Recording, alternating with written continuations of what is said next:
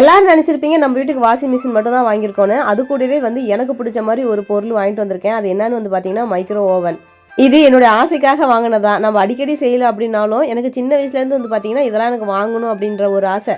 நான் நிறைய வீடியோவில் ஷேர் பண்ணியிருப்பேன்னு நினைக்கிறேன். எனக்கு வந்து இந்த மைக்ரோ ஓவன் இல்லாமலே எனக்கு கேக்கு இந்த குக்கீஸ்லாம் சமைக்கணும் அப்படின்னு சின்ன வயசுலேருந்தே ரொம்ப ஆசையாக இருந்துச்சு. இதை நம்ம வாங்குவோமா இல்லையாங்கிறது கூட எனக்குலாம் எப்பயுமே நான் நினச்சதில்லை. ஆனால் சடனாக வந்து பார்த்தீங்கன்னா இன்றைக்கி நான் வாங்கிட்டேன். வாழ்க்கை அப்படிங்கிறது நமக்கு பிடிச்ச மாதிரி சந்தோஷமாக நம்ம வாழணும். அப்புறம் யூடியூப்ல சர்ச் பண்ணி பார்க்கும்போது ஒன்றும் மைக்ரோ ஓவன் அந்த அளவுக்கு உடம்புக்கு கெடுதல் அப்படிங்கிற மாதிரி எந்த விஷயத்துலையுமே சொல்லலை. அப்படியே சொன்னாலும் எல்லா விஷயத்துலையும் நம்ம வந்து இந்த மைக்ரோ ஓவன் அவாய்ட் பண்ணுறதுல நம்ம சாப்பிட்ற ஒவ்வொரு பொருளும் வந்து பார்த்திங்கன்னா ரஸ்க்கு பிஸ்கெட்லேருந்து நிறைய வந்து மைக்ரோ ஓவன்லேருந்து ரெடி பண்ணுறதான். நம்ம எல்லா டைம்லும் இல்லைனாலும் எப்பயாவது ஒரு டைம் சமைச்சிக்கலாம். ஒரு சில பேர் வாஷிங் மிஷினில் அழுக்கே போகல அப்படின்றதீங்க. இல்லை உண்மையாலுமே இது வந்து நல்லா அழுக்கு தான் போகுது.